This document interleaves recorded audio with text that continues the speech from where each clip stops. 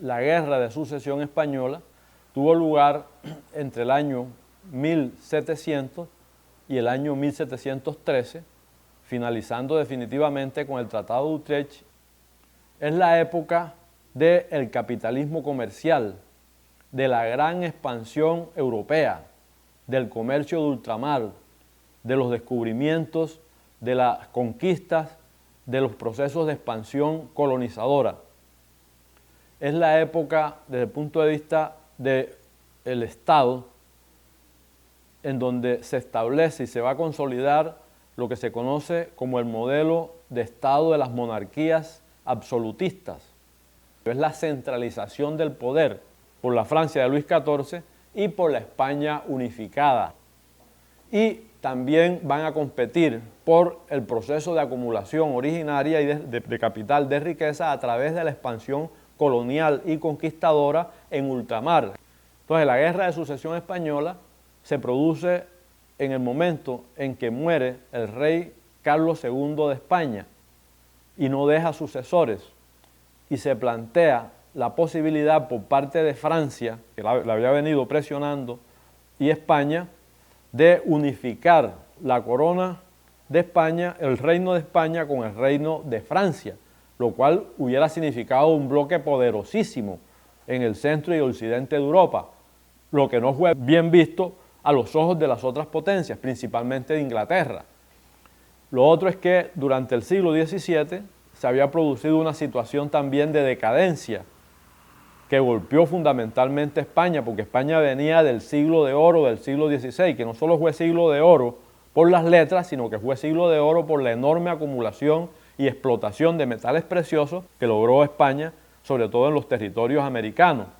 El monopolio comercial español era saqueado por las potencias extranjeras, saqueo que no solo se hacía a través del saqueo efectivo, mediante las acciones bélicas irregulares de los piratas, de los asaltos piratas, de los asaltos de los corsarios, inclusive de las escuadras navales, sino a través del intercambio comercial en la forma que se daba, que era ventajoso.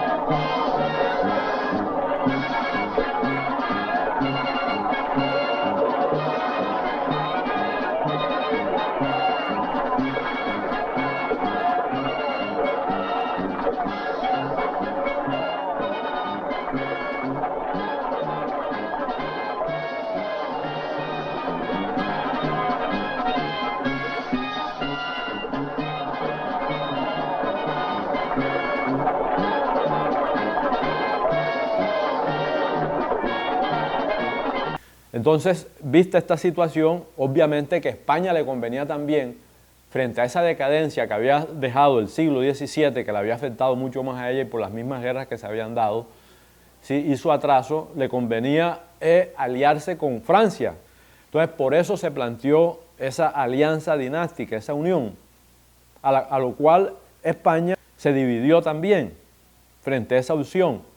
¿Por qué? Porque se planteó que la corona de España, que había quedado libre al morir Carlos II, fuera ocupada por un Borbón francés, porque la dinastía que venía gobernando, que venía asumiendo la corona de Castilla o de España, era la dinastía de los Habsburgo, y existían unos reinos con bastante relativa autonomía. Entonces el reino de Aragón se opuso, y ahí fue en donde se conformó una coalición, ¿sí?, de potencias, de estados monárquicos europeos encabezada por Inglaterra y las llamadas Provincias Unidas o Países Bajos. Entonces participó también lo que se conocía como el Imperio, que era la parte, digámoslo así, civil, entre comillas, del Imperio prusiano, ¿sí? Y participó Saboya también. Entonces, al final de la guerra, España y Francia tienen que renunciar a la unión de sus reinos, ¿ya? Y aparte de eso, España va a perder más de la mitad de sus territorios imperiales en Europa. Pierde las Provincias Unidas Católicas pierde los territorios del norte de Italia, pierde Menorca y pierde Gibraltar, que queda en manos de Inglaterra. O sea, desde el punto de vista europeo, España exteriormente perdió la guerra, pero ojo, desde el punto de vista interior, España gana la guerra porque somete a los reinos rebeldes, como son Aragón y Cataluña, y definitivamente se mantiene Felipe Borbón en el poder como Felipe V. Entonces, ¿de qué manera esta circunstancia de esta guerra y sus resultados, su desenlace, va a repercutir en el caso de Cartagena?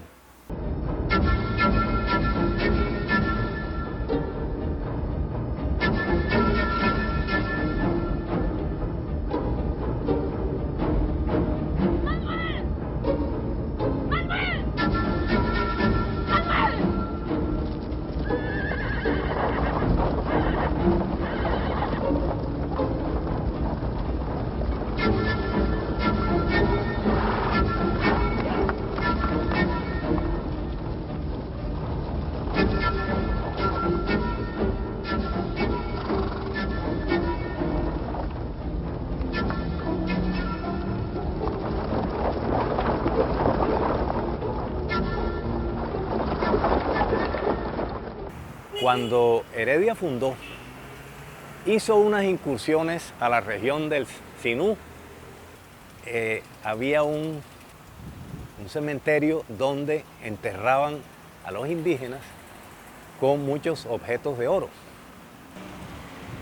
Pues los españoles descubrieron esas tumbas con esas enormes riquezas y comenzaron a saquearlas. Y esa gran riqueza se la trajeron a Cartagena. Y eso se supo, se expandió. Esa noticia se expandió por los mares del mundo y entonces los piratas y los corsarios que trabajaban para otras potencias pusieron sus ojos en Cartagena.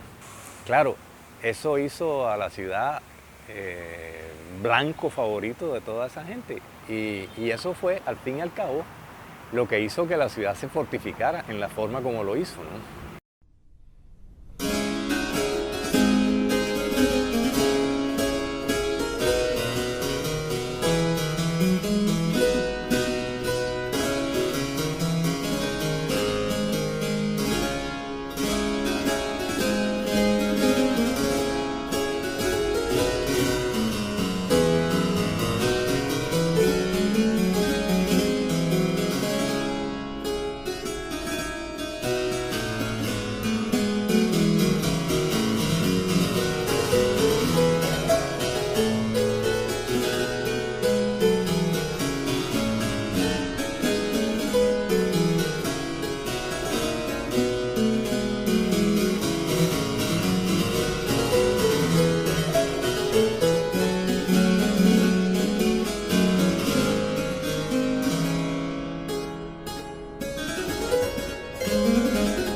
La configuración formal, física y geográfica de Cartagena en sus orígenes es hablar de que es de origen insular.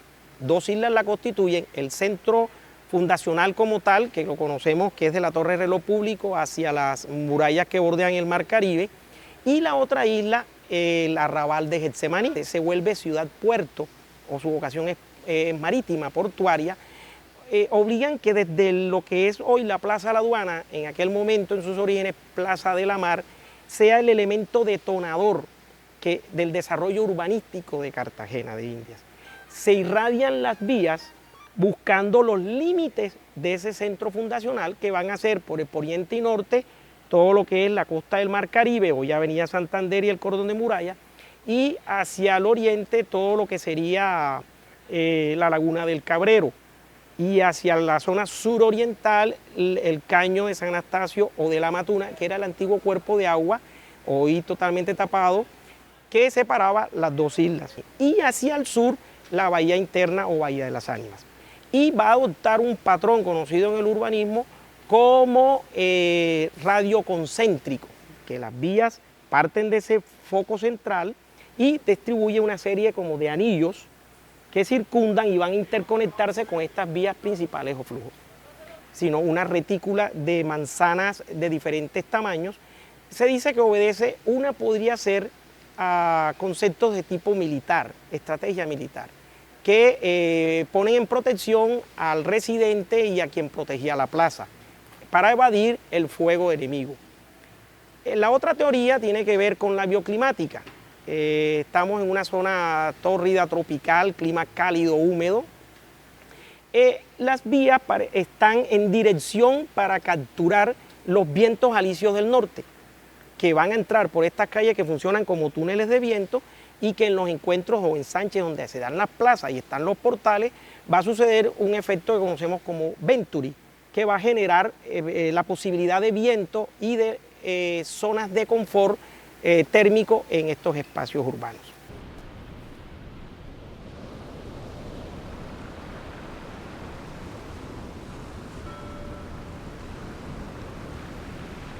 Cartagena siempre desde la colonia fue muy vulnerable a los mares de leva.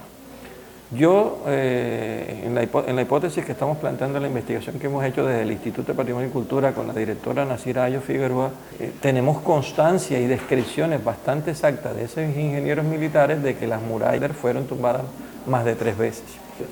Estamos hablando no de cualquier cosa, estamos hablando de unos cerca de 1.600 metros lineales de muralla tumbados 3 veces.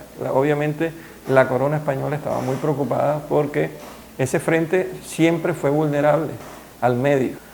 Los ingenieros militares estuvieron ensayando con la presencia, por ejemplo, de Juan de Herrera y Sotomayor, y hasta el mismo finales del siglo XVIII, principios del XIX, estuvieron todos esos años haciendo ensayos, prueba y error, para solucionar y elaborar modelos que pudieran ayudar a la ciudad. Que el ingeniero militar Antonio de Arévalo tomara parte de esos ensayos, de esas pruebas y esos errores, y esos se culminaran en un proyecto que hoy, después de 230 años, los tenemos todavía perfectamente a ras de agua. La escollera de la Marina y la escollera de Boca Grande, que es una de las grandes obras maestras de la ingeniería española en América. En promedio nos estaba haciendo mucho más de 4.000, casi 5.000 metros lineales de obras, donde se percibe que ahí está y está salvando a la ciudad de Cartagena. O sea, esas estructuras, la gente no las aprecia como parte de las estructuras de la ciudad, y sin embargo son las murallas sumergidas las que más trabajo están haciendo hoy, porque nos están salvando de los golpes de mar.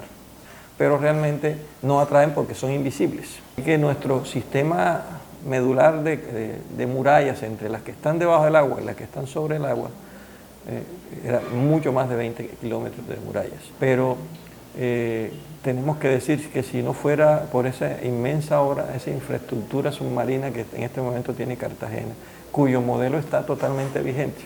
Pensemos, si solo la escollera de la Marina se gasta cerca de 70.000 pilotes de mangle, cerca de medio millón de metros cúbicos de piedra, estamos hablando de cerca, mal contado, casi 2 millones de toneladas de piedra. O sea, son obras faraónicas. Eso es una obra que hoy solo lo estamos haciendo de manera industrial con barcos y con dragas y con equipos de última generación, y ellos lo hicieron a hombre. Dios te salve María, llena eres de gracia, el Señor es contigo, bendita tú eres entre todas las mujeres, y bendito es el fruto de tu vientre Jesús. Santa María, Madre de Dios, ruega por nosotros pecadores. Entonces, por eso el Caribe va a adquirir una importancia enorme, y España, desde el punto de vista defensivo, el Caribe se va a convertir en un núcleo fundamental para la supervivencia del Imperio Español, por su valor estratégico, por su valor en las rutas de ida y venida de lo que se llamaba el comercio atlántico, las rutas de los metales preciosos, por su valor también económico productivo a través del desarrollo de lo que se conoció como la agricultura de plantación, ¿ya? Entonces el Caribe era importantísimo, al punto de que uno de los objetivos de las grandes potencias, llamadas en ese entonces potencias extranjeras, como Inglaterra, la misma Francia, Holanda, etcétera, fue tratar de ocupar territorios y establecerse en el Caribe, y bien que lo lograron durante el siglo XVII, aprovechando el debilitamiento y la decadencia de España. Fue así como España perdió territorios insulares y no insulares importantes en el Caribe.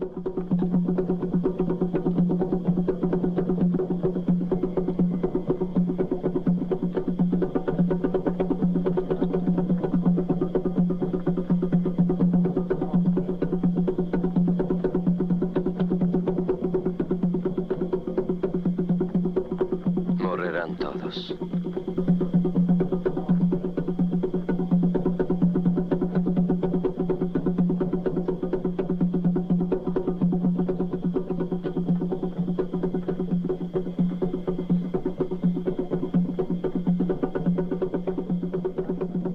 Ven cómo muere a mano del gobernador García Girón, quien captura varios años después del acuerdo con el gobernador Jerónimo de Zuazo a dos esclavizados que venían de Panamá, y afirma el gobernador en carta enviada al rey que ellos confesaron que estaban haciendo un acuerdo con los negros de Panamá para crear una república independiente entre los cimarrones de Panamá y Cartagena de Indias. Pero sin duda alguna este hecho es fundamental porque es la primera siembra libertaria que tendría sus frutos fuertes y básicos en el siglo XVIII.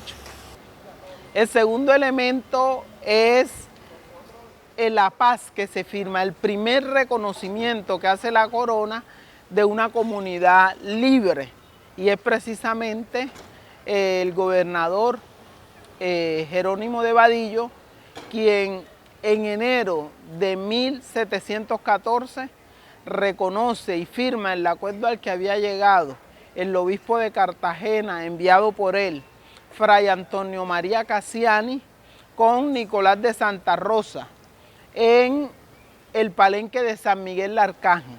Este acuerdo es fundamental porque es el acuerdo que crea como pueblo libre en la comunidad de San Basilio de Palenque, que daría origen a la primera comunidad de hombres libres que se conocería con reconocimiento de la gobernación y con reconocimiento expreso del rey, de la corona.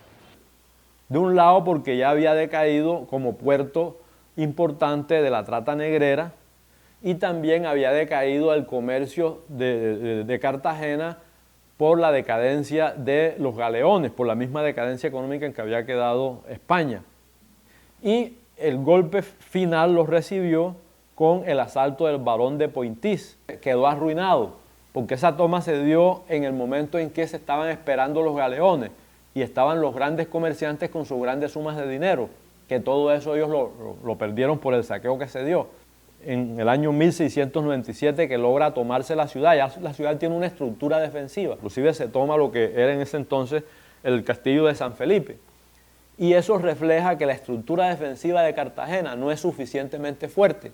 Entonces, una de las políticas que se van a trazar los Borbones y que tiene que ver con lo que va a ser después las reformas borbónicas de Carlos III, ya al inicio de la segunda mitad del siglo XVIII, va a ser el fortalecimiento de la estructura castrense, militar, poliedética en todo el Caribe y principalmente en Cartagena.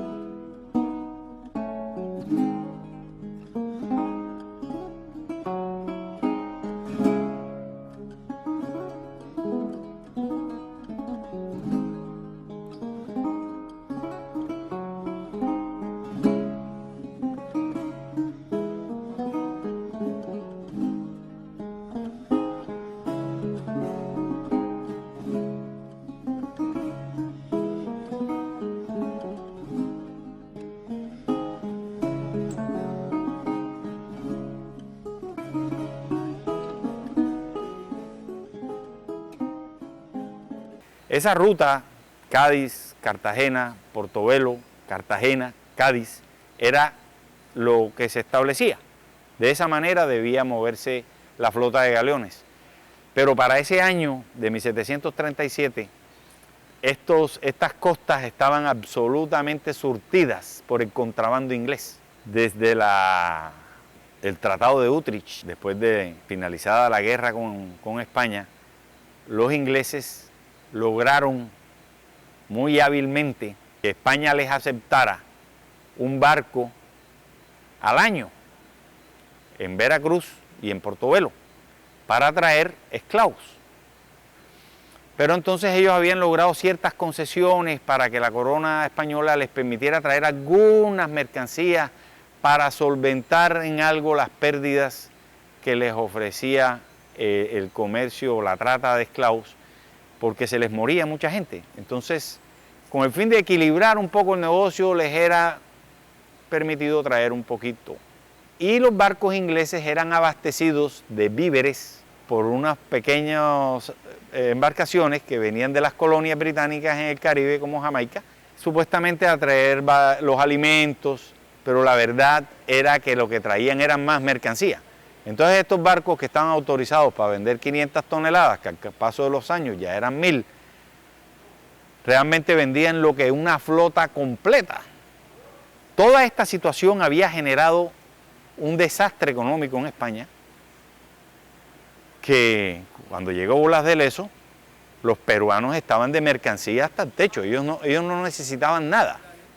Desde 1737 se encontraba en Cartagena don Blas de Lezo, quien no vino aquí a ocupar ningún cargo, él era el jefe de la escuadra de galeones y como tal escoltó 11 navíos de registro, que eran embarcaciones cargadas de mercancías, que eran protegidas por estos barcos de la Armada Española, y empiezan a comunicarse con el Perú para que mandaran el oro a Portobelo, para él trasladarse hasta Portobelo, realizar la feria, volver a Cartagena, reparar cualquier inconveniente que tuvieran las naves y dirigirse nuevamente a España.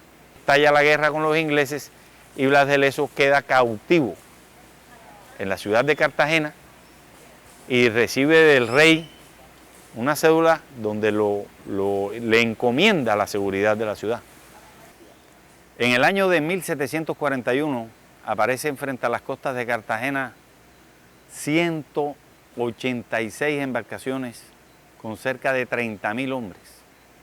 Eso era como ver una selva de mástiles y velas que aterrorizaría a la ciudad, que pretendió hacerse a la llave de las Américas, que era Cartagena, pero detrás de esa intención no era Cartagena, era la Nueva Granada y quizás todo lo que conocemos hoy como Hispanoamérica.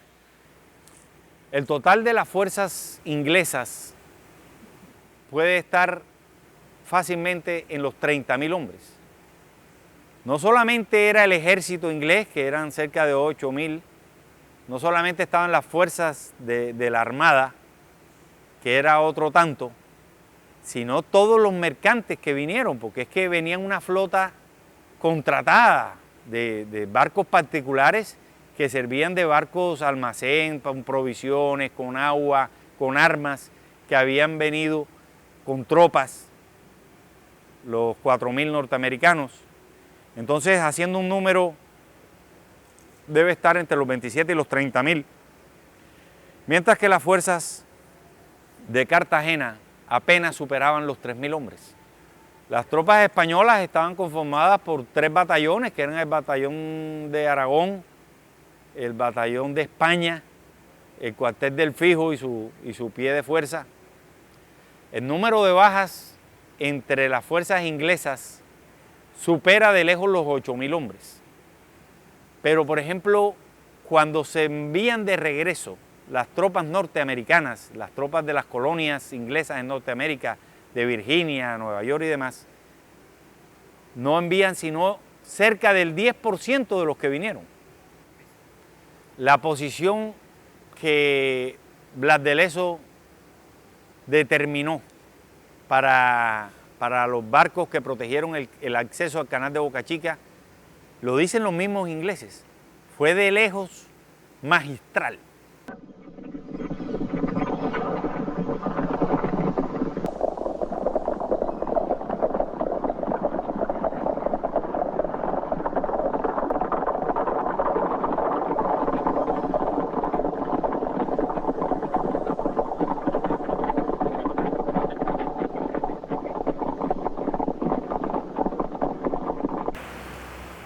En el siglo XVIII se produce un evento muy importante que fue el ataque de Vernon a la ciudad. Ya a finales del XVII la ciudad había sido presa del ataque de Pontí, del barón de Pontí, que la dejó en absoluta ruina. Prácticamente todos sus baluartes y las murallas y las defensas de la bahía habían quedado destruidas. De tal manera que cuando vino don Juan de Rey y Sotomayor le tocó hacer las reparaciones de todo eso y la dejó más o menos en condiciones de resistir un ataque importante, y los Borbones se dan a la tarea de reedificar nuevamente esas fortificaciones, comenzando por reparar todo lo que en el sector amurallado se había deteriorado, se había arruinado, y por hacer un nuevo sistema defensivo en Boca Chica, que es característico del siglo XVIII.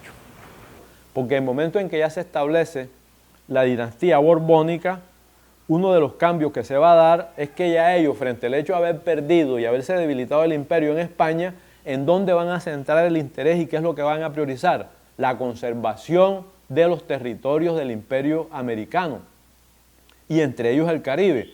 Por eso se va a desarrollar todo ese proceso de configuración de un sistema defensivo poliarcético a través de murallas, a través de baluartes, de fuertes, etc. Y una de las plazas fuertes más importantes, llamada la Llave de las Indias, va a ser Cartagena.